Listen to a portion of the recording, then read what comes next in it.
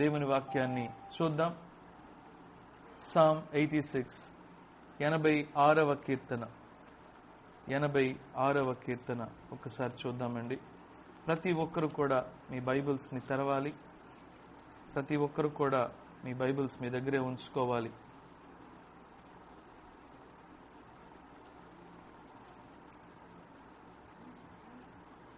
ఎనభై 86వ కీర్తన 13వ వచనం చదవండి. 86వ కీర్తన 13వ వచనం. ప్రభువా నా దేవా, ప్రభువా నా దేవా, నా ఎడల నీవు చూపిన కృప అధికమైనది. ప్రభువా నా దేవా, నా ఎడల నీవు చూపిన కృప అధికమైనది. చదవండి. పాతాళపు అగాధము నుండి, పాతాళపు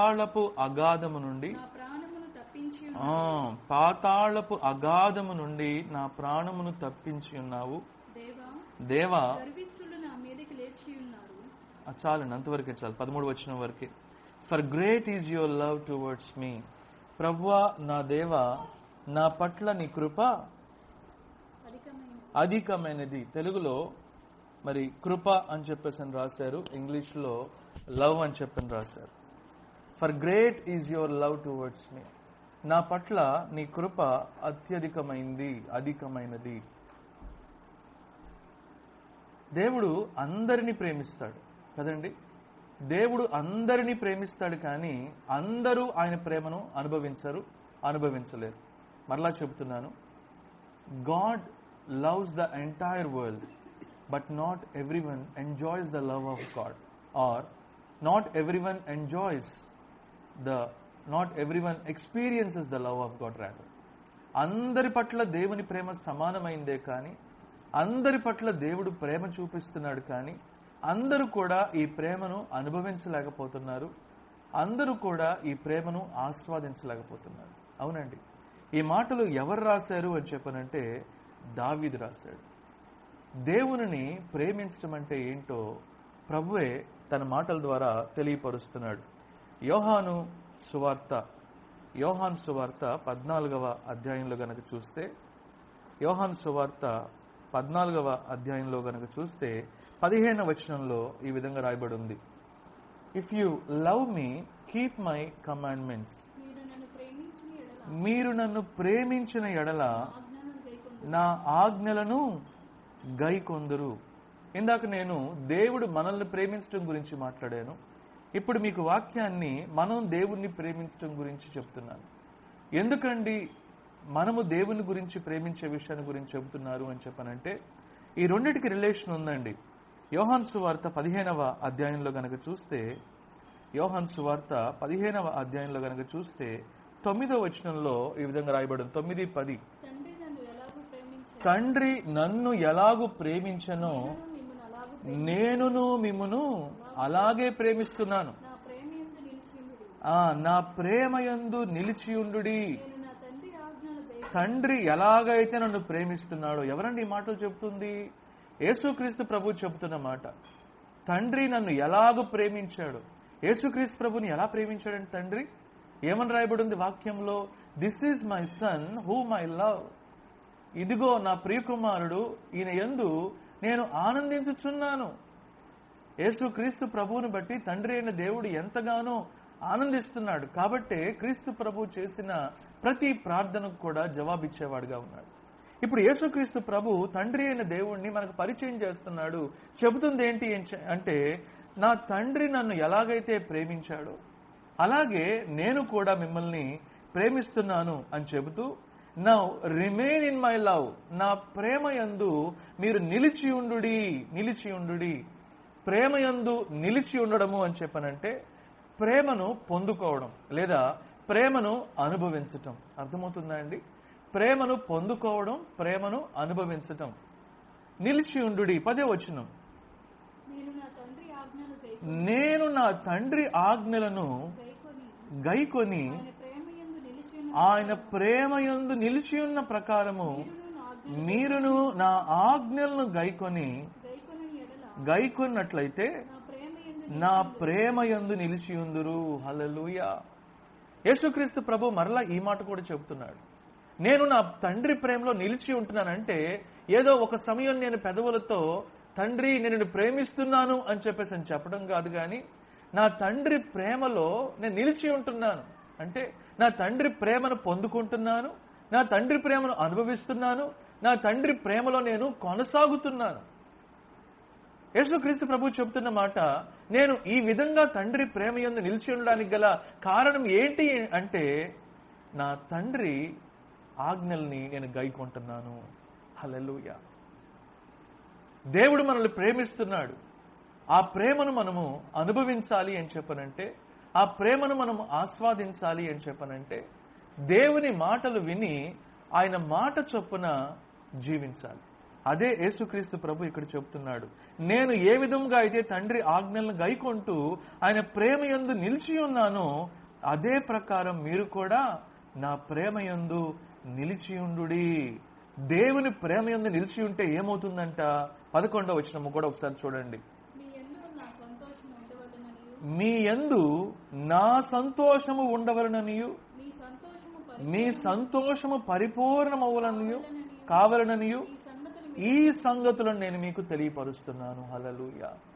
దేవుని ప్రేమలో నిలిచి ఉంటే మనకేం కలుగుతుంది అని చెప్పనంటే సంతోషం కలుగుతుంది. ఈ సంతోషం కూడా ఎటువంటి సంతోషం అంటే లోకం ఇచ్చేటటువంటి సంతోషం కాదు, పాపం ఇచ్చేటటువంటి సంతోషం కాదండి. అదేమిటండి? లోకము పాపం కూడా సంతోషాన్ని ఇస్తాయా అని చెప్పనంటే ఖచ్చితంగా ఇస్తాయి. అయితే అది నిజమైన సంతోషం కాదు, అది పైశాచికమైన సంతోషం, ఉద్రేకపూరితమైన సంతోషం, అది క్షణికమైన సంతోషం. కానీ దేవుని ప్రేమ అటువంటిది కాదండి. దేవుడిచ్చే సంతోషం అటువంటిది కాదండి. అది పరిపూర్ణమైనది, అది సంపూర్ణమైనది, అది సంతృప్తినిచ్చేది, సదాకాలం నిలిచి ఉండేది. హల్లెలూయా, హల్లెలూయా. యేసుక్రీస్తు ప్రభు తన దగ్గరికి వచ్చిన వారితో, తన శిష్యులతో చెబుతున్న మాట, నేను ఈ మాటలు మీతో ఎందుకు చెబుతున్నాను అంటే నా సంతోషం మీలో ఉండాలని, మీ సంతోషం పరిపూర్ణం అవ్వాలని నేను మీతో ఈ మాటలు చెబుతున్నాను. ప్రియ సహోదరుడా, ప్రియ సహోదరి, ఈరోజు దేవుని మాటలు వింటున్న మనము దేవుని సంతోషాన్ని అనుభవిస్తున్నామా? దేవుని సంతోషాన్ని పరిపూర్ణంగా మన జీవితంలో అనుభవిస్తున్నామా, ఆస్వాదిస్తున్నామా? దేవుని సంతోషాన్ని మనం అనుభవించాలి అని చెప్పనంటే దేవుని ప్రేమను మనము ఆస్వాదించాలి. ఏమిటండి? దేవుని ప్రేమను మనము ఆస్వాదించాలి, దేవుని ప్రేమను మనము రుచి చూడాలి, దేవుని ప్రేమలో మనం కొనసాగాలి. అలా కొనసాగాలి అని చెప్పనంటే దేవుని మాటలకు మనం విధేయత చూపించాలి. ఉట్టి మాటలు, ఒట్టి పాటలు పాడటం కాదండి, దేవుని మాటలకు విధేయత. నేను నిన్ను ప్రేమిస్తున్నాను ప్రభువా, ప్రేమిస్తున్నాను ప్రభువా, ప్రేమిస్తున్నాను ప్రభువా అని చెప్పి ప్రభు నామానికి అవమానకరంగా జీవిస్తే, ప్రభు నామాన్ని మరి అవహేళన చేస్తే, ప్రభు మాటకు విధేయత చూపించకుండా తిరుగుబాటు చేస్తే అది ఎలా ప్రేమ అవుతుందండి? అది ప్రేమ ఎంత మాత్రము కాదు. దేవుని వాక్యం సెలవిస్తుంది. యోహాను సువార్త 3వ అధ్యాయం 16వ వచనంలో ఈ విధంగా రాయబడి ఉంది. ఒకసారి చూద్దామండి. దేవుడు లోకమును ఎంతో ప్రేమించను. హల్లెలూయా. దేవుడు లోకమును ఎంతో ప్రేమించను. ఎంత ప్రేమించాడో తెలుసుకోవాలి అని చెప్పనంటే 1వ యోహాను 4వ అధ్యాయంలో చూడాలండి. ఎంతగా ప్రేమించాడు అని చెప్పనంటే ఇంకనూ మనం శత్రువులుగా ఉండగా, ఇంకనూ మనం పాపులుగా ఉండగా, ఇంకనూ మనము దోషులుగా ఉండగా, ఇంకనూ మనము దుర్మార్గులుగా ఉండగా, ఇంకనూ మనం చీకటిలో ఉండగా, ఇంకనూ మనము చీకటి క్రియలు చేస్తూ ఉండగా ఆయన మన నిమిత్తం తన ప్రియకుమారుణ్ణి పంపించి మన పాపానికి ప్రక్షాళన చేశాడండి. మన నిమిత్తము క్రీస్తు ప్రభు బలియాగమయ్యాడండి. మనల్ని పాపము నుండి, శాపము నుండి, మరణము నుండి విడిపించాడు, రక్షించాడండి. హల్లెలూయా. కాబట్టి మనము ఆయన్ని ప్రేమించడం కాదు. వాక్యంలో ఈ విధంగా రాయబడింది, this is the definition of love. ప్రేమకు నిర్వచనం ఇదే. ఇంకో మాట ఏమని రాయబడి ఉంటుందంటే దేవుడే ప్రేమ అయి ఉన్నాడు. God demonstrated his love in his son Jesus Christ. యేసు క్రీస్తు ప్రభువులో దేవుని యొక్క ప్రేమను ఆయన ఏం చేశాడు? రుజువు చేశాడు. హల్లెలూయా. God demonstrated his love in his son Jesus Christ. యేసు క్రీస్తు ప్రభువులో దేవుని యొక్క ప్రేమను దేవుడు చూపించాడు. ఏమిటి దేవుని యొక్క ప్రేమ అంటే మనము ఆయన్ని ప్రేమించడం కాదు, కానీ మనం ప్రేమించడానికి ముందే, మనం ఆయన్ని బాధపడుతున్నప్పుడే, మనం ఆయన్ని అవమానిస్తున్నప్పుడే, మనం ఆయన్ని అవహేళన చేస్తున్నప్పుడే, మనము ఆయన దృష్టికి అసహ్యమైన కార్యాలు, నీచమైన కార్యాలు చేస్తున్నప్పుడే దేవుడు తన ప్రేమను ఏం చేశాడంట? వ్యక్తపరిచాడంట. ఏం చేశాడంట అండి? వ్యక్తపరిచాడు. దేవుడేమో ఆయన ప్రేమను వ్యక్తపరుస్తూ ఉంటే ఆయన వారు ఆయన్ని అంగీకరించలేదంటే ఆయన ప్రేమను రుచి చూడటానికి ఇష్టపడలేదు. ఆనాడు అదే పరిస్థితి, ఈనాడు అదే పరిస్థితి. ఆయన ప్రేమను చూపిస్తూ చేతులు చాచి పిలుస్తూ ఉంటే అనేక మంది ఆయన ప్రేమను అనుభవించలేని స్థితిలో, ఆయన ప్రేమను అందుకోలేని స్థితిలో, ఆయన ప్రేమను పొందుకోలేని స్థితిలో ఉంటున్నారు. కారణం ఏమిటి అని చెప్పనంటే ఈ కింద రాయబడి ఉందండి. యోహాను సువార్త 3వ అధ్యాయం 17వ వచనం. లోకము తన కుమారుని ద్వారా రక్షణ పొందుటకే కాని లోకమునకు తీర్పు తీర్చటానికి దేవుడు ఆయన లోకంలోనికి పంపలేదు. ఆయన యందు విశ్వాసముంచువానికి తీర్పు తీర్చబడదు. విశ్వసింపని వాడు దేవుని అద్వితీయ కుమారుని యందు, ఆయన నామము యందు విశ్వాసముంచలేదు కనుక వానికి ఇంతకు ముందే తీర్పు తీర్చబడిన. 19వ వచనం కూడా చదువుదామండి. వెలుగు లోకములోనికి వచ్చెను కానీ తమ క్రియలు చెడ్డవైనందున మనుషులు వెలుగును ప్రేమింపక చీకటినే ప్రేమించిరి. చూసారా అండి? Light has come in to the world. వెలుగు లోకంలోనికి వచ్చింది కానీ, వెలుగు అంటే ఎవరు? దేవుడు. దేవుని యొక్క వెలుగు లోకంలోనికి వచ్చింది కానీ మనుషులు వెలుగును ప్రేమింపక. దేవుని ప్రేమ కనపడుతుంది కానీ, దేవుని ప్రేమ కనపరచబడుతుంది కానీ మనుషులు దేవుని ప్రేమింపక. దేవుణ్ణి ప్రేమించకపోవడం అంటే అర్థమేంటో తెలుసా అండి? దేవుని మాటను ప్రేమించకపోవడం, దేవుని మార్గాన్ని ప్రేమించకపోవడం, దేవుని చిత్తాన్ని ప్రేమించకపోవడం. అంత మాత్రమే కాదు, దేవుని నిత్య జీవాన్ని కూడా ప్రేమించకపోవడమే. అనేక మంది ఈరోజు దేవుని ప్రేమను ఎందుకు అనుభవించలేకపోతున్నారంటే, ఎందుకు అందుకోలేకపోతున్నారు, ఎందుకు పొందుకోలేకపోతున్నారంటే దేవుని ప్రేమను వాడు అనుభవించడం కన్నా మరి ఇంకా దేన్నో ప్రేమిస్తున్నారు. అర్థమవుతుందా? దేవుణ్ణి ప్రేమించట్లేదు అని చెప్పనంటే we're loving something else or someone else. దేవుణ్ణి ప్రేమించడం లేదంటే మనం ఇంకెవరినో ప్రేమిస్తున్నాం, మరి ఇంకా దేన్నో ప్రేమిస్తున్నాం అని చెప్పని అర్థం. వాక్యంలో రాయబడి ఉంది, ఎందుకు మనుషులు దేవుని ప్రేమించలేకపోతున్నారు అని చెప్పనంటే, దేవునికి ఇష్టలుగా ఎందుకు జీవించలేకపోతున్నారు అని చెప్పనంటే తమ క్రియలు చెడ్డవైనందున మనుషులు వెలుగును ప్రేమింపక చీకటిని ప్రేమించిరి. చూసారా అండి? చీకటిని ప్రేమించేవాడు దేవుని ప్రేమను అనుభవించలేడు, ఆస్వాదించలేడు. కొంతమంది చూడండి, దేవుని సముఖంలో కూర్చోవడం అంటే ఎంత కష్టంగా ఉంటుందో, దేవుని మాటలు వింటా ఉండటం అంటే ఎంత కష్టంగా ఉంటుందో, దేవుని సన్నిధిలో గడపటము అని చెప్పినండి ఎంత విసుగుదలగా, ఎంత ఇబ్బందిగా ఉంటుందో. ఎందు గురించి అంటే they are not willing to love the light. అటువంటి వాళ్ళు దేవుని వెలుగుని ప్రేమించడానికి ఇష్టం లేదు, దేవుని ప్రేమను తెలుసుకోవడానికి ఇష్టం లేదు, దేవుని ప్రేమను అనుభవించడానికి ఇష్టం లేదు. కారణం ఏమిటి అని చెప్పనంటే వారి ప్రేమ ఇంకా దేని మీదో ఉంది, వారి ప్రేమ మరింక దేని మీదో ఉంది. వాక్యం సెలవిస్తుంది, వారి క్రియలు చెడ్డమైనందున, అంటే చెడ్డ క్రియలు చేయడంలో ఆనందించడం వలన, చెడ్డ క్రియల్ని ఆస్వాదించడం వలన, చెడ్డ క్రియల్ని జుర్రుకోవడం వలన, చెడ్డ క్రియల్లో మరి సంతోషాన్ని వెతుక్కోవడం వలన ఏమవుతుంది? వెలుగుని ప్రేమించలేకపోతున్నారంట. అర్థమవుతుందా? ప్రియ సహోదరుడా, ప్రియ సహోదరి, ఈరోజు దేవుని కన్నా నువ్వు దేన్నన్నా ప్రేమిస్తున్నావా? దేవుని కన్నా ఇంకెవరినన్నా ప్రేమిస్తున్నావా? అలా అయినట్లుగా అయితే నువ్వు తప్పనిసరిగా దేవుని ప్రేమను పొందుకోలేవు, దేవుని ప్రేమను అనుభవించలేవు, దేవుని ప్రేమను ఆస్వాదించలేవు. వాక్యం సెలవిస్తుంది, దేవుడు లోకమును ఎంతో ప్రేమించాడు. ఎంతగా ప్రేమించాడంటే తన ప్రియ కుమారుని అర్పించినంతగా ప్రేమించాడు. కానీ ఆ ప్రేమను మనం అనుభవించడానికి సిద్ధంగా ఉన్నామా అన్నదే ప్రశ్న. ఇక్కడ రాయబడి ఉంది 20వ వచనం, దుష్కార్యము చేయు ప్రతివాడు వెలుగును ద్వేషిస్తాడంటండి. ఎందుకు ద్వేషిస్తాడు అని చెప్పానంటే కారణం కూడా రాయబడి ఉంది. వెలుగు దగ్గరికి వచ్చినప్పుడు వాడి దుష్క్రియలు కనపడతాయి అంట. ఏమిటంట?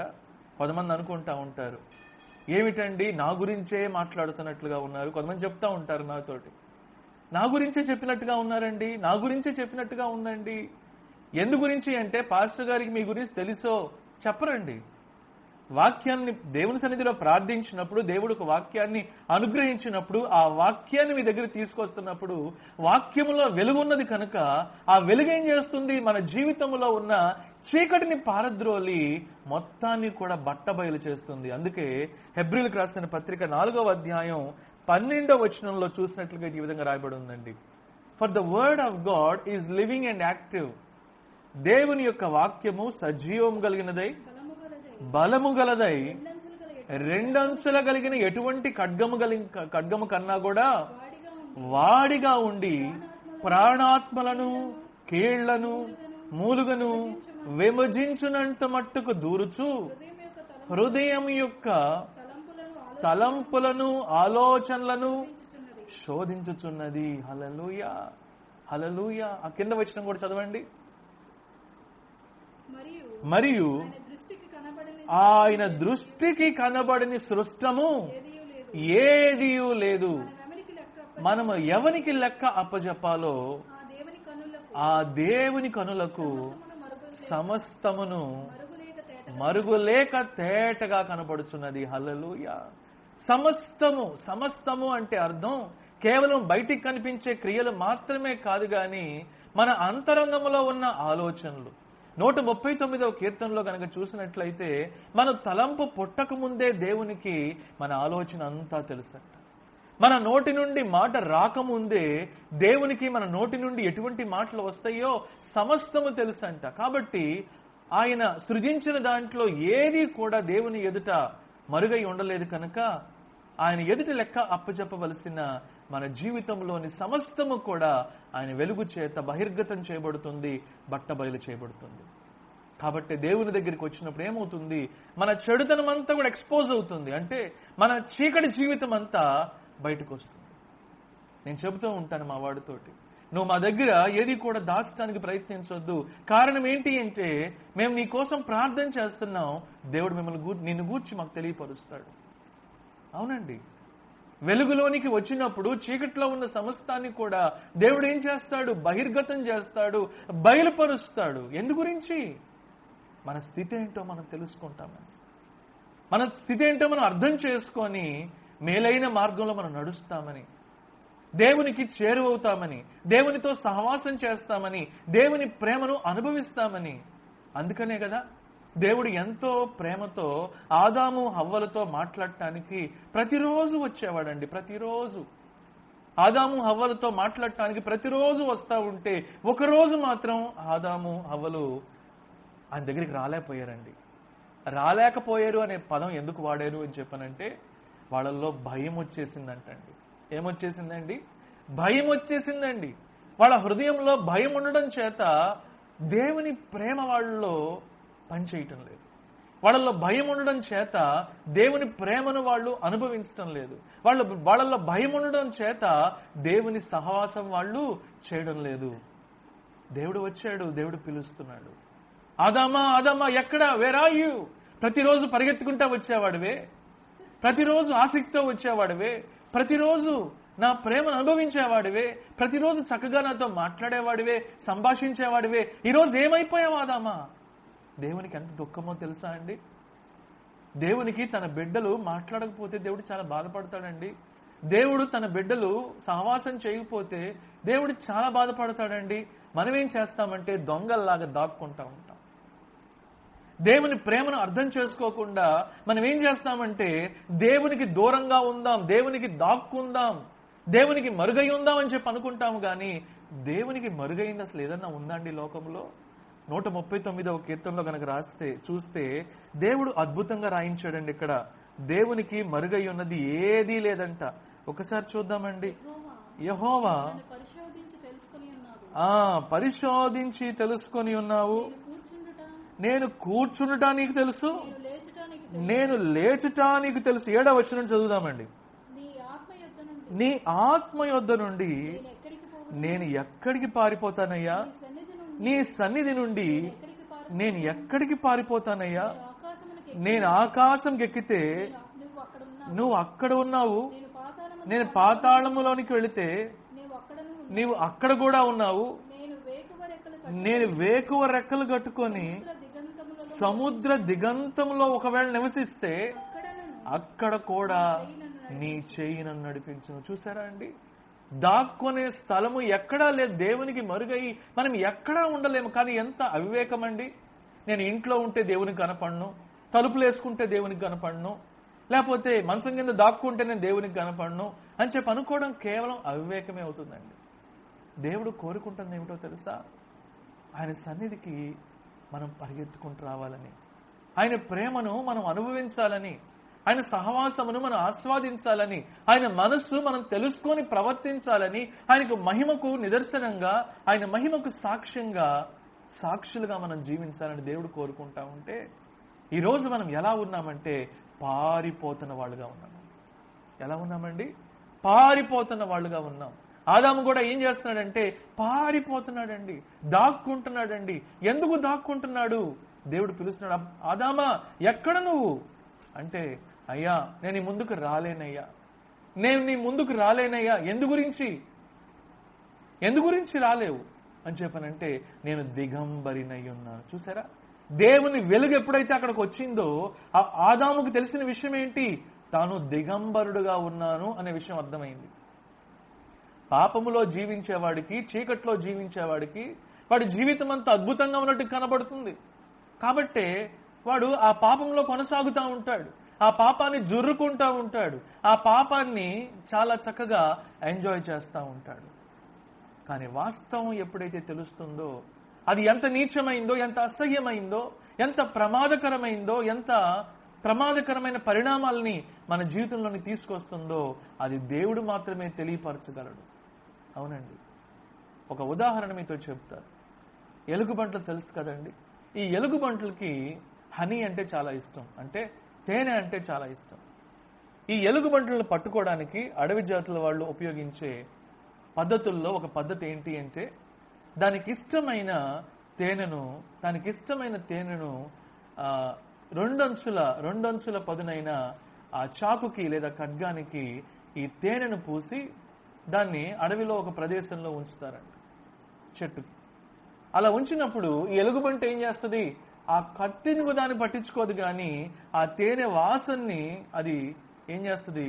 దాన్ని బట్టి ఎంతగానో సంతోషించి దాన్ని జుర్రుకోవాలనే ఆలోచనతోటి అక్కడ ఖడ్గం ఉంది అనేది కూడా ఏమాత్రం చూడకుండా, అది తెగుతుంది అని ఏమాత్రం కూడా ఆలోచించకుండా అదేం చేస్తుంది అంటే ఆ ఖడ్గానికి అటుపక్క ఇటుపక్క ఉన్న ఆ తేనెను జుర్రుకునే ప్రయత్నం చేస్తూ ఉంటుంది.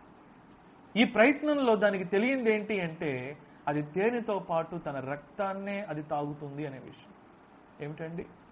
అసలు దాని గురించి ఆలోచించినప్పుడు ఎంత బాధ వేస్తుందో, ఎంత దుఃఖం వేస్తుందో అండి.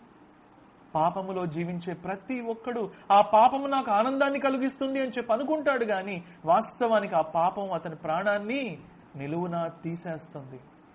అవునండి, ఆ వేటగాడు ఏ విధంగా అయితే ఎలుగుబంటిని ఆ తేనె చేత పట్టుకుంటున్నాడో, సాతాను కూడా ఏం చేస్తున్నాడంటే క్షణికమైన ఆనందము, క్షణికమైన మరి లోక సంబంధమైన పాప సంబంధమైన సుఖభోగాల్ని చూపించి ఏం చేస్తున్నాడు?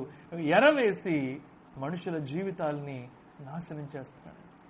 ఆ ఎలుగుబంటి అది ఆ హనీని తాగుతూ, ఆ తేనెను తాగుతూ చివరికి తన నాలుక నుండి రక్తం స్రవిస్తూ చివరికి అది బలహీనరాలై చనిపోతుందండి. అప్పుడు ఆ వేటగాడు దాన్ని తీసుకొని వెళ్ళిపోతాడు. గమనిస్తున్నారా? లోకములో ఉన్నదంతా కూడా ఇదే. ఏమిటి అని చెప్పనంటే శరీరాశ, నేత్రాశ, జీవోపడంబము ఇవి తండ్రి వలన కలిగినవి కావు అని వాక్యం సెలవిస్తుంది. సాతాను ఏం చేస్తాడంటే వీటిని మనకు ఎరగా వేస్తాడు. లోకం చూసావా ఎంత అద్భుతంగా ఉందో, లోకం చూసావా ఎంత అమోఘముగా ఉందో, లోకం చూసావా, లోకములో ఉన్న భోగములు చూసావా, లోకములో ఉన్న ఐశ్వర్యాన్ని చూసావా, లోకములో ఉన్న ఆ సుఖాన్ని చూసావా, ఆ సంతోషాన్ని చూసావా, నా ప్రాణమా తినుము త్రాగుము సుఖించము అనేటట్లుగా చేస్తాడు. కానీ అరే, దేవుడున్నాడు, ఈ దేవుడు మాత్రమే నీకు నిత్య జీవాన్ని అనుగ్రహించగలడు. ఈ దేవుడు నువ్వు జీవిస్తున్న ఈ జీవితాన్ని బట్టి లెక్కగడతాడు. అనే సత్యాన్ని వాడు ఏం చేస్తాడంటే మరుగు చేస్తాడు. అందుకనే ఈరోజు అనేక మంది క్రైస్తవులు దేవుని ప్రేమను అనుభవించిన వారిగా సర్టిఫికెట్ క్రైస్తవులుగా ఉన్నారు, కానీ సద్భక్తితో కూడిన క్రైస్తవులుగా ఉన్నవాళ్ళు బహుకొద్ది మంది అండి. జవహర్ లాల్ నెహ్రూ ఈ మాట అన్నాడు. ఏమిటి అని చెప్పనంటే, క్రైస్తవులంట నిద్రపోతున్న సింహాలంట. ఏమిటండి? నిద్రపోతున్న సింహాలు. నిద్రపోతే ఇంక సింహాలే ఉందలేండి. నిద్రపోయే సింహానికి ఏమీ తెలియదు. ఇంకా నిద్రపోయే సింహం నిద్రపోతానే ఉంటది. కానీ నిద్రపోయే సింహం లేచింది అని చెప్పనంటే దాని ఎదుటి ఏది నిలబడలేదు. క్రైస్తవులకున్న శక్తి క్రైస్తవ్యంలో ఉన్న శక్తి కాదు, కానీ క్రీస్తులో ఉన్న శక్తి. It's not the power of religion, it's the power of Christ. It's the power of the resurrected saviour. క్రీస్తులో ఉన్న శక్తి క్రైస్తవులకు ఇవ్వబడింది, అంటే క్రీస్తుని వెంబడించే వారికి ఇవ్వబడింది.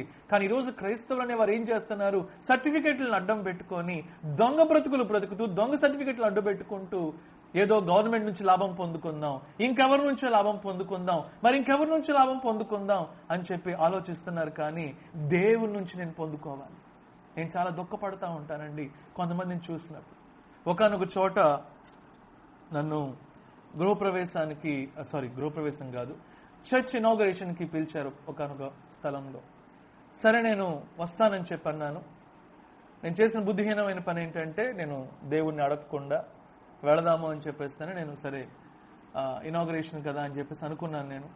ఆ తర్వాత సంఘ కాపరి పదే పదే కాల్ చేయడం మొదలుపెట్టారు. అయ్యగారు వస్తున్నారా, అది ఇదని చెప్పన్నారు, వస్తున్నానని చెప్పన్నాను. ఆ తర్వాత నెమ్మదిగా అతను ఏం చెప్పడం మొదలు పెట్టాడంటే, ఆ సంఘములో ఉన్న అవసరతలు చెప్పడం మొదలు పెట్టాడు. దీనికి మీరు అదిస్తే బాగుంటుందండి, ఇదిస్తే బాగుంటుందండి, మీరు టీవీలో వాక్యం చెప్తా ఉంటారు కదండి. చాలా మందికి ఉన్న ఒక తప్పుడు అభిప్రాయం ఏంటి అని చెప్పనంటే, ఇక టీవీలో ప్రసంగిస్తున్నారు అని చెప్పనంటే వీళ్ళు కోటీశ్వర్లో లేకపోతే మిలియనీర్లో బిలియనీర్లో అని చెప్పి అనుకుంటా ఉంటారు. మరి అటువంటి వాళ్ళు ఉన్నారేమో, నాకైతే తెలియదు. కానీ నేను మాత్రం ప్రతి పైసా విశ్వాసంతో మాత్రమే కడుతున్నానండి. అది ప్రారంభించిన దగ్గర నుంచి ఈ రోజు వరకు కూడా బ్యాంక్ అకౌంట్ నెంబర్లు కూడా ఇవ్వకపోవడానికి గల ముఖ్యమైన కారణం ఏమిటంటే, ఏ ఒక్కరు కూడా ఈ సేవకుడు అడుక్కుంటున్నాడు అనే పరిస్థితి ఎవరికి రాకూడదని చెప్పేసి, నా దేవుడు అడుక్కోవడానికి పంపించే దేవుడు కాదండి. My God is not a beggar. I'm not the child, I'm not a begging person. I'm the child of a rich father. ధనవంతుడైన దేవుని కుమారుడుగా జీవించడానికి పిలువబడ్డానండి నేను. అటువంటి నేను ఎందుకు అడుక్కోవాలి? ఎందుకు ఒకరిని ఆశ్రయించాలి? దేవుని చిత్తమైనప్పుడు దేవుడు ఏం చేస్తాడు? ప్రతి అవసరం తీరుస్తాడు. దేవుడు ఇవ్వటం లేదు అని చెప్పనంటే that's not the will of God. ఈ రోజుకి నేను అదే నా ప్రార్థన ఏంటి అంటే, ప్రభువా నీ చిత్తము కానప్పుడు నేను అసలు ప్రోగ్రామే చేయకూడదు. నేను చెప్పే వాక్యం ఎదుటి వాళ్ళకి దీవెనకరంగా ఉండనప్పుడు నేను ఆ వాక్యం చెప్పకూడదు. ఎందు గురించి? I'm not worthy to speak the word of God. Even now ఈ రోజుకు కూడా నేను ఇదే చెప్తాను, నేను వాక్యం చెప్పడానికి అనర్హుణ్ణి, కానీ కేవలం దేవుని కృప వలన మాత్రమే మాట్లాడుతున్నాను. ఆ సేవకుడు అలా చెబుతా ఉంటే నేను చాలా దుఃఖపడ్డానండి. నాకు అప్పుడు అనిపించింది, అతను పిలిచింది వాక్యం కొరకు కాదు. అతను పిలిచింది ఎందు గురించి అంటే, ఆ సేవకుడి ద్వారా వచ్చే ఏమన్నా ఆ సేవకుడు డొనేట్ చేస్తాడేమో, ఆ సేవకుడు ఏమన్నా ఇస్తాడేమో. ఇలాంటి వాళ్ళ గురించి ఆలోచించినప్పుడు చాలా దుఃఖం వేస్తాడు, చాలా బాధ వేస్తుంది. కారణం ఏమిటి అంటే, దేవుని ప్రేమను అనుభవించకపోవడం వలన, దేవుని ప్రేమను తెలుసుకోకపోవడం వలన అడుక్కునే వాళ్ళం అయిపోతున్నామండి. దావీదు అంటాడు తన కీర్తనలో, దేవుని యందల భయభక్తులు కలిగిన వాళ్ళ బిడ్డలు అడుక్కోవడం నేను ఎన్నడూ చూడలేదు. హల్లెలూయా, హల్లెలూయా. దేవుని బిడ్డలు అడుక్కోవడము అని చెప్పనంటే ఎవరికి అవమానం అండి? దేవునికి అవమానం. ఎందుకు అడుక్కుంటున్నామో తెలుసా? దేవుని ప్రేమ తెలియకపోవడం వల్ల అడుక్కుంటున్నాం. మనం లోకములో ఉన్నదాన్ని చూస్తున్నాం, లోకములో ఉన్నదాన్ని కావాలనుకుంటున్నాం, లోకములో ఉన్న సుఖభోగాల్ని అనుభవించాలనుకుంటున్నాం, ఆస్వాదించాలనుకుంటున్నాం. కాబట్టే మనము దేవుని దగ్గర నుంచి ఏమీ పొందుకోవటం లేదు. అందు గురించనే యాకోబు రాసిన పత్రిక 4వ అధ్యాయంలో ఈ విధంగా రాయబడింది. ఒకసారి చూద్దాం ఒకసారి. యాకోబు రాసిన పత్రిక 4వ అధ్యాయంలో అద్భుతంగా రాయించాడండి దేవుడు పరిశుద్ధాత్మని చేత యాకోబు ద్వారా. మొదటి నుండి చూద్దామండి. మీలో యుద్ధములు పోరాటములు దేని నుండి కలుగుతున్నాయో మీకు తెలుసా? మీ అవయవముల్లో పోరాడుతున్నా మీ భోగేచ్ఛలను బట్టే కదా. ఏం పోరాడుతున్నాయి ఏంటండి? భోగేచ్ఛలు. మహానుభావులు కొంతమంది ఎలా ఉన్నారు అని చెప్పానంటే, ఎలా ప్రార్థనలు చేస్తానంటే, ప్రభువా ఫలాని వాడితో నా పెళ్లి చేయించి ప్రభువా. ఏం ప్రార్థనలండి ప్రార్థనలు? ప్రభువా నాకు కారు ప్రభువా. అంటే కారు అడగటం తప్ప నేను అంటల్లా. నీకు అవసరమా? నిజంగా నీకు అవసరమా? దేవుడు అంటున్నాడు, ఇది కార్లు కొనుక్కోవడానికి సమయమా? ఇది ఇళ్ళు కట్టుకోవడానికి సమయమా? నీ ప్రాణం పోతుంది అక్కడ. ప్రాణం గురించి ఆలోచించు.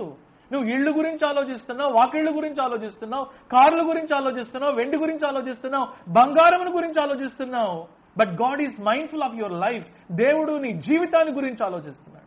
దేవుడు నీ ప్రాణమును గురించి ఆలోచిస్తున్నాడు. అందుకే ప్రభు అంటున్నాడు seek ye first the kingdom of God and his righteousness.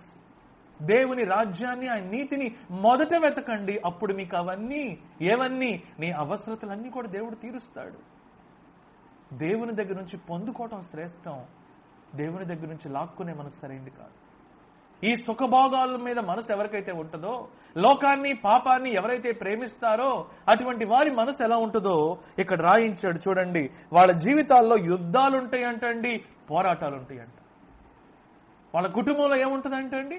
యుద్ధములు ఉంటాయి, పోరాటాలు ఉంటాయి. కొన్ని గృహాల్లో చూడండి, ఎప్పుడు అరుపులు కేకలు. భార్యకి భర్తకు పడదు, తల్లిదండ్రులకి బిడ్డలకి పడదు. కేకలు, అరుపులు, పెడబొబ్బలు. ఎందు గురించి అని చెప్పానంటే అక్కడ ఏదో రాంగ్ ఉంది. Something is going on wrong. చదవండి ఆ మాట ఏంటో. What's wrong? మీరు ఆశిస్తున్నారు, మీకు దొరకటం లేదు. ఏం చేస్తున్నారు? అందుకని నరహత్య చేస్తారు, మత్సరపడతారు, కానీ సంపాదించుకోరు. దేవుని బిడ్డల్లో మత్సరం ఏంటండి? అంగుళం స్థలం పోతే కోర్టుకు ఎక్కుతున్నారు ఈరోజు జనం. ఎంత స్థలానికి? అంగుళం స్థలానికి. మా దాంట్లో అంగుళం వాళ్ళు తీసుకున్నారండి. ఏమండి అవసరమైతే నష్టపోలేమా అండి? స్థలంలో తేడాలు వస్తే, పొలాల్లో తేడాలు వస్తే, డబ్బులో తేడా వస్తే, ఆస్తుల్లో తేడాలు వస్తే, ఏదన్నా కొంచెం తేడా వస్తే ఇక భక్తి లేదు, ఏమీ లేదు. దేవుడు లేడు, ఇంకేమీ లేదు. ఇక పరిగెత్తడమే కోర్టుల దగ్గరికి. మనం క్రైస్తవులమా అండి నిజంగా? మనం క్రైస్తవ బిడ్డలమేనండి నిజంగా? డబ్బు కోసం అంత వెంపర్లాడుతున్నామంటే, డబ్బు కోసం అంత బాధపడిపోతున్నామంటే, డబ్బు కోసం అంత లోపల ఆయాసం పెట్టుకుంటున్నామంటే, ఎదుటి వాళ్ళని ద్వేషిస్తున్నాము అని చెప్పనంటే, ఆర్ వి ట్రూ క్రిస్టియన్స్? మనం నిజంగా క్రైస్తవులమా? క్రీస్తుని ఎరిగిన వారమా? క్రీస్తుని కలిగి ఉన్న వారమా? మన లోకం ఇది కాదండి. మన లోకం పరలోకం అండి. మీరు ఎప్పుడైతే ఇలాంటి చిన్న చితకా వాటికి పడిపోకుండా హోందాగా ప్రవర్తిస్తారో, దేవుని ఎరిగి, దేవుని బిడ్డలమని ఎరిగి ఎప్పుడైతే ప్రవర్తిస్తారో, ఈ డబ్బు కకృతి పడేవారుగా ఉండరండి, ఈ ఆస్తులు కకృతి పడేవారుగా ఉండరండి, ఈ అంతస్తులకి కకృతి పడేవారుగా ఉండరండి, వెండి బంగారాలకు పడిపోయేవారుగా ఉండరండి. మీరు హోందాగా ప్రవర్తిస్తారు. మీ సాక్ష్యాన్ని బట్టి ఒకవేళ అటువంటి పనులు చేద్దామనుకున్నా సరే, ఎవరైనా సరే సిగ్గుపడి ప్రభుని తెలుసుకుంటారండి. That's the way we need to live. ఆ ప్రకారం అండి మనం జీవించాల్సింది. ఈరోజు క్రైస్తవ గృహాలు ఎలా ఉంటున్నాయి? దొంగల గృహాలుగా మారిపోయింది. క్రైస్తవ గృహాల్లో నెమ్మది లేదు, సంతోషం లేదు, సమాధానం లేదు. కారణం ఏంటి అంటే ఇవన్నీ ఇచ్చే క్రీస్తు లేడండి. క్రీస్తు సహవాసం లేదు. కుటుంబ ప్రార్థన జరుగుతుందా అంటే ఈరోజు ఎంతమంది చెప్పగలరండి ధైర్యంగా, నా కుటుంబంలో కుటుంబ ప్రార్థన జరుగుతుందండి? ఇంకొంతమంది అది కుటుంబ ప్రార్థనని అలవాటుగా చేసుకుంటూ మిగతా పనులు కూడా అలవాటుగా చేసేస్తూ ఉన్నారు. అటువంటి వారు కుటుంబ ప్రార్థన చేస్తే ఎంత, చేయపోతే ఎంత. దేవునితో సహవాసం కలిగి ఉండడము అని చెప్పనంటే, దేవుణ్ణి ప్రేమించటం, దేవుని మాట శ్రద్ధగా ఆలకించడం, దేవుని మాట విధేయత చూపించే మనసు కలిగి ఉండడం. అటువంటి వారికి దేవుడు ఏ మేలు కొదువు చేయడు. అందుకే రాయబడిన దేవుని వాక్యంలో, సింహపు పిల్లలు లేమి గలవై ఆకలిగొనును, యెహోవాను ఆశ్రయించిన వారికి ఏ మేలు కూడా కొదువై ఉండదు. హల్లెలూయా. దేవుడు నీకు మేలు కొదువు చేయను అని చెప్పనంటే ఇంకెందుకు మనుషుల వైపు చూస్తావు? ఇంకెందుకు సర్టిఫికెట్ల వైపు చూస్తావు? ఇంకెందుకు గవర్నమెంట్ వైపు చూస్తావు? ఇంకెందుకు వారి వైపు చూస్తావు, వీరి వైపు చూస్తావు? అది రాలేదు, ఇది రాలేదని దుఃఖపడతావు, ఆయాసపడతావు. రోషము లేదా? నీ దేవుడు అంత చేతగాని వాడా? నీ దేవుడు అంత చేవలేనివాడా? నీ దేవుడు సమృద్ధి లేనివాడా? నీ దేవుడు నీ బాగోగులు చూడనివాడా? అర్రే, ఆకాశ పక్షుల గురించే పట్టించుకుంటున్నాడే, గడ్డి పూలను గురించే పట్టించుకుంటున్నాడే, నీ గురించి నా గురించి పట్టించుకోడా? చాలా మందిని చూసినప్పుడు చాలా బాధేస్తూ ఉంటుంది. నా అనుభవాలు ఎందుకు చెబుతాను అని చెప్పనంటే గొప్పలు చెప్పుకోవడానికి కాదు, నా దేవుడు ఎలాగైతే సజీవుడుగా ఉన్నాడో నా సంఘం నేర్పించిన అమూల్యమైన పాఠం అండి ఇది. ఒకప్పుడు నాకు ఎవరు చెప్పలేదు ఇలాగా, దేవుణ్ణి ఇలా తెలుసుకోవచ్చని నాకు ఎవరు చెప్పలేదు. ఆ సంఘానికి ప్రభు నన్ను నడిపించినప్పుడు ఆ సంఘంలో నాకు నేర్పించింది ఏంటి అని చెప్పనంటే, లివ్ బై ఫెయిత్, విశ్వాసముతో జీవించు, దేవునితో సంబంధంతో జీవించు, సహవాసంతో జీవించు, దేవుణ్ణి కోరుకో, దేవుణ్ణి ప్రేమించు అని ఆ సంఘం నేర్పించింది. ఆ సంఘం నాకు ఇచ్చిన భాగ్యం ఏంటి అంటే దేవుణ్ణి ఇచ్చారండి. నాకు దేవుణ్ణి ఇచ్చారు, దేవునితో మాట్లాడటం నేర్పించారు, దేవుని మాటలు వినడం నేర్పించారు, దేవుని దగ్గర నుంచి పొందుకోవడం నేర్పించారు. హల్లెలూయా, హల్లెలూయా. చదవండి ఆ మాటలు. మనలో పోరాటాలు ఎందుకు కలుగుతున్నాయంట? మనలో మీరు ఆశించుచున్నారు కానీ మీరు దొరుకుటం లేదు, నరహత్య చేస్తారు, మత్సర పడతారు కానీ సంపాదించుకోలేరు. చూసారా అండి? మత్సర పడతారు కానీ మీరు సంపాదించుకోలేరు. చదవండి, ఎందుకు సంపాదించుకోలేరు? మీరు పోట్లాడుకుంటారు, యుద్ధాలు చేస్తారు కానీ దేవుణ్ణి అడగనందున మీకు ఏమీ దొరకదు. ఎందుకు దొరకదంటే అండి, దేవుణ్ణి అడగకపోవడం వలన ఏది దొరకట్లేదంట. ఒకవేళ దేవుణ్ణి అడిగినా సరే, చదవండి అక్కడ ఏమని రాయబడి ఉందో, వెన్ యు ఆస్క్, మీ భోగముల నిమిత్తం అడుగుతున్నారు కానీ మీ భోగముల నిమిత్తం వినియోగించుటకే ఏం చూస్తున్నాడండి దేవుడు? ఇక్కడ ఉద్దేశమును చూస్తున్నాడండి. ఏం చూస్తున్నాడండి దేవుడు? ఉద్దేశాన్ని చూస్తున్నాడు. మీరు అడుగుతున్నారు కానీ మీరు పొందుకోవటం లేదు. కారణం ఏమిటి అంటే మీరు అడుగుతున్న దాని వెనకాల ఉద్దేశం.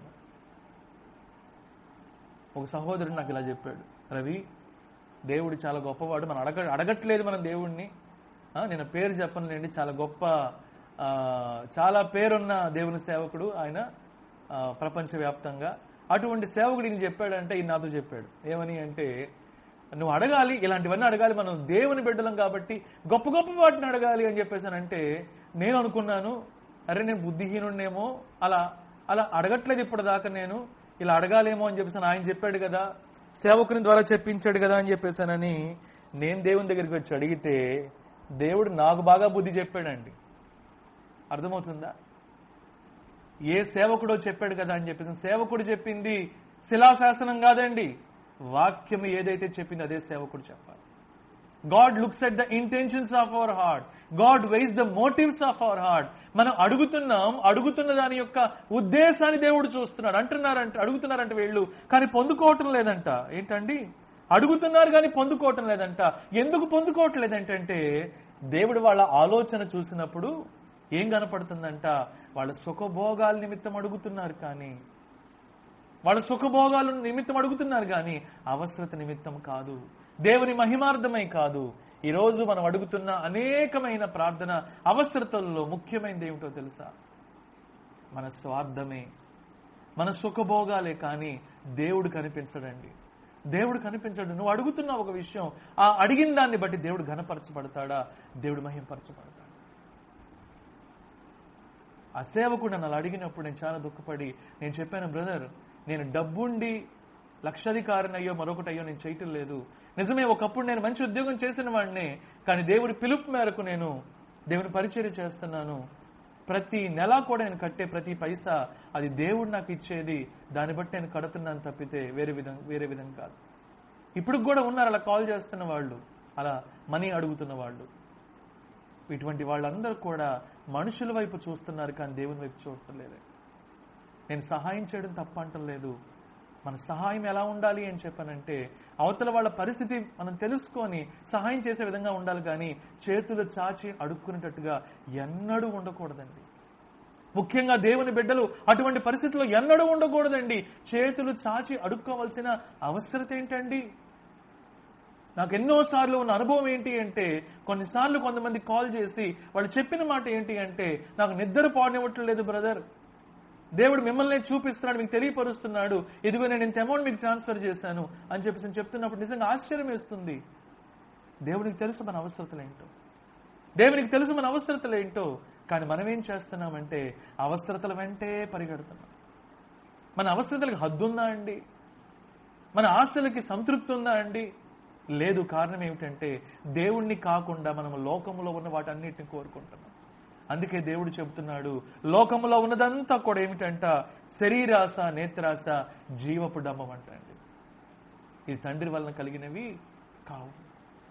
ఎందుకు ఆదాము దూరం అయిపోయాడు అని చెప్పనంటే దేవుని మాటకు స్థానం ఇవ్వకుండా, దేవుని మాటను నమ్మకుండా, దేవుని మాటను పక్కన పెట్టేసి తన భార్య మాట విన్నాడు, సాతాను మాట విన్నాడు. తద్వారా ఏమైంది? దేవునికి దూరం అయిపోయాడు. దేవుని ప్రేమను అనుభవించలేకపోయాడు, దేవునితో సహవాసము చేయలేకపోయాడు. భయంతో, భయం గుప్పెట్లో నింపబడ్డాడు. ప్రియ సహోదరుడా, ప్రియ సహోదరుడు, ఈరోజు దేవునితో నీకు ఎటువంటి సంబంధం ఉంది? ఎటువంటి సహవాసం ఉంది? దేవుని ప్రేమను అనుభవిస్తున్నావా? దేవుని ప్రేమను ఆస్వాదిస్తున్నావా? దేవుని వాక్యంలో ఈ మాట రాయబడి ఉంది. ఒకసారి చూడండి, 91వ కీర్తన కనుక మనం చూస్తే దేవుణ్ణి ప్రేమించే వాళ్ళకున్న ధన్యత ఏంటో ఇక్కడ అర్థమైపోద్దండి. ఒకసారి చూద్దామండి. 91వ కీర్తన చివరి 2 వచనాలు, 14 నుండి చదువుదామండి. 3 వచనాలు. అతడు నన్ను ప్రేమించుచున్నాడు గనుక, బికాస్ హీ లవ్స్ మీ. చదవండి. నేను అతన్ని తప్పిస్తాను. దేని నుండి తప్పిస్తాడండి? పాపము నుండి తప్పిస్తాడు, కీడు నుండి తప్పిస్తాడు, శాపము నుండి తప్పిస్తాడు, మరణము నుండి తప్పిస్తాడు, అపవాది తంత్రము నుండి తప్పిస్తాడు, శోధన నుండి తప్పిస్తాడు, సమస్యల నుండి తప్పిస్తాడు. అందుకే వాక్యం రాయబడి ఉంది, నీతిమంతులు కలుగు ఆపదలు అనేకములు, అయితే యెహోవా వాటన్నిటి నుండి తప్పించును. హల్లెలూయా. నీతిమంతులు కలుగు ఆపదలు అనేకములు, అయితే యెహోవా వాటన్నిటిని తప్పిస్తాడు. ఎలాగో తెలుసా? ఎందుకో తెలుసా? అతడు నన్ను ప్రేమించున్నాడు గనుక నేను అతన్ని తప్పించదను. అతడు నా నామం నెరిగిన వాడు కనుక. నామం నెరిగిన వాడు అంటే దేవుణ్ణి వ్యక్తిగతంగా తెలుసుకోవడం. ఈరోజు చాలా మంది బాప్తిజం తీసుకున్నామని చెబుతారు, కానీ నీ దేవుని మనసు ఏంటో నీకు తెలుసా? దేవుని హృదయ స్పందన ఎప్పుడన్నా విన్నావా? దేవుని మాట విన్నావా? దేవుని హృదయంలోకి తొంగి చూసావా? ఆయన వాక్యాన్ని చదివితే ఆయన మనసు అర్థమవుతుందండి. చాలాసార్లు చెప్పాను, ఆయన చెప్తాను.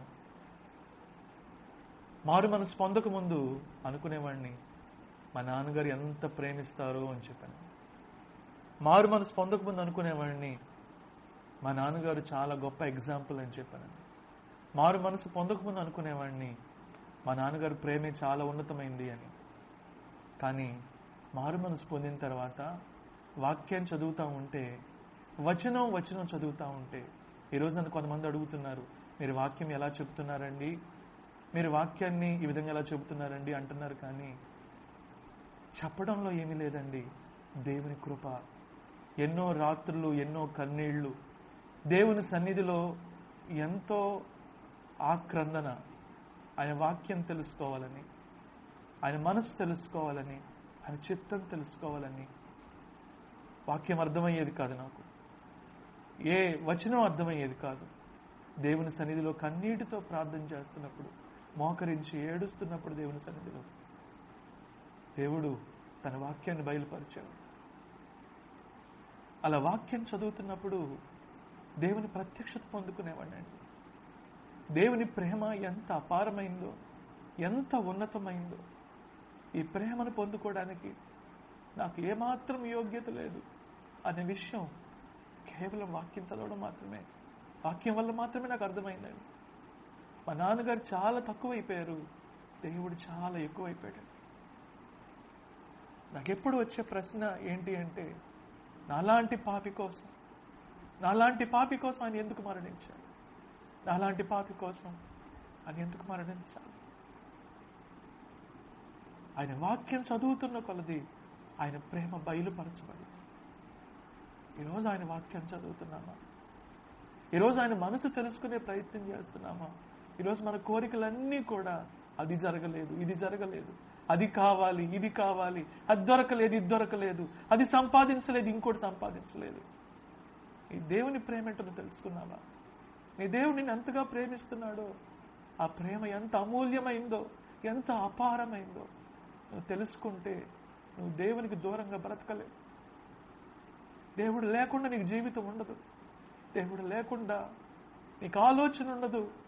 దేవుడు లేకుండా నీకు ఏ కోరికలు ఉండవు.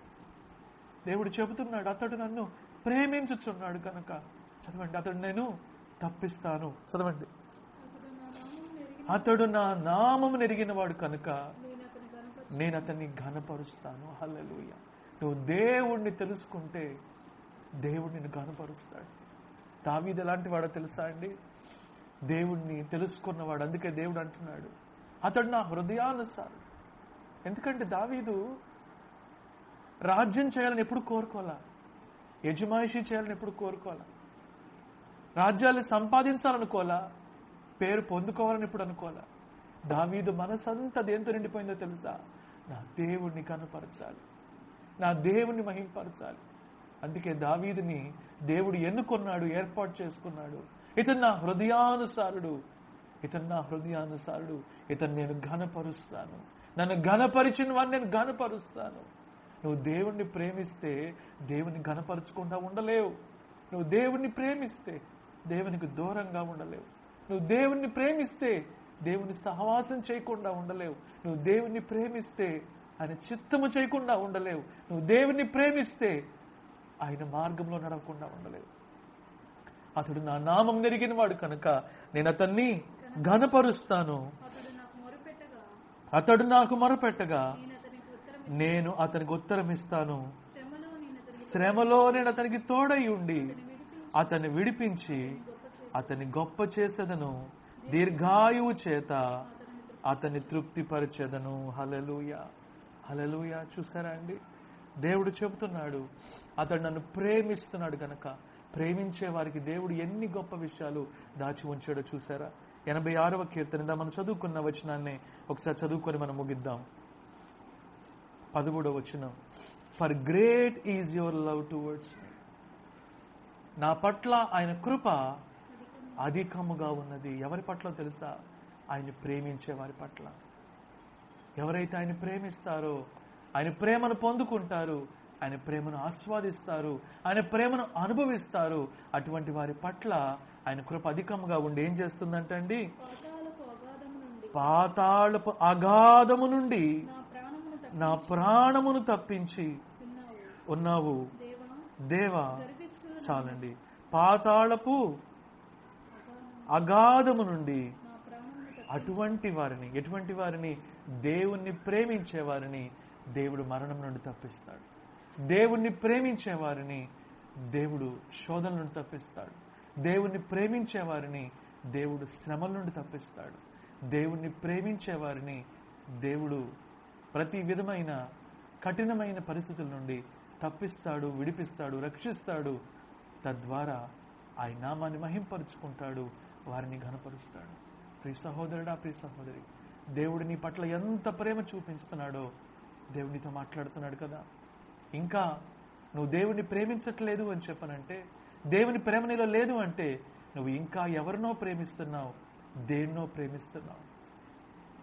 నీ అవసరతలన్నీ దేవునికి తెలుసు, నిన్ను తృప్తిపరచడం ఎలాగో దేవునికి తెలుసు. నువ్వు దేవుణ్ణి పక్కన పెట్టి నువ్వు దేని ప్రేమించినా, ఎవరిని ప్రేమించినా నువ్వు నిజమైన సంతోషాన్ని, సమాధానాన్ని పొందుకోలేవు. కానీ నెమ్మది, సమాధానము లేకుండా నువ్వు బ్రతికే వ్యక్తిగా ఉంటావు. నిన్ను రక్షించగలిగిన వాడు, నిన్ను కాపాడగలిగిన వాడు ఆయన మాత్రమే. కాబట్టి దావీదు తన అనుభవంలో నుంచి రాసిన మాట ఈ మాట అండి, నా పట్ల ఆయన కృప అధికమై ఉన్నది. ఈరోజు మనం కూడా ఆయన ప్రేమిస్తే మన పట్ల కూడా ఆయన కృప అధికముగా ఉంటుంది. ప్రార్థన చేద్దాం, దేవుని వైపు చూద్దాం. ప్రతి ఒక్కరూ నోళ్ళు తెరుద్దామండి, నోళ్ళు తెరుద్దాం. ప్రతి ఒక్కరం ప్రార్థన చేద్దాం.